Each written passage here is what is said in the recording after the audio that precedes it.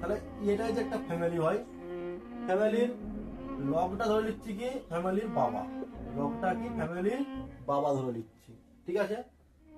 216টা কি ফ্যামিলি ধরে নিচ্ছি কি মা, এটা তার কি হচ্ছে ছেলে। এরকম টাইপের যদি ফ্যামিলি হয়।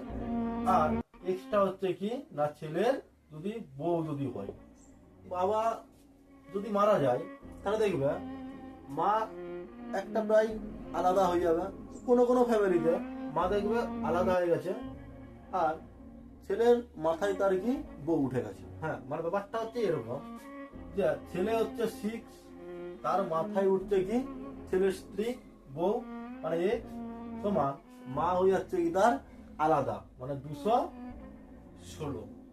ঠিক আছে, তাহলে আমি 6 টু দি পাওয়ার x সমান 6 তার কিউব লিখতে পারি আমি 216। তাহলে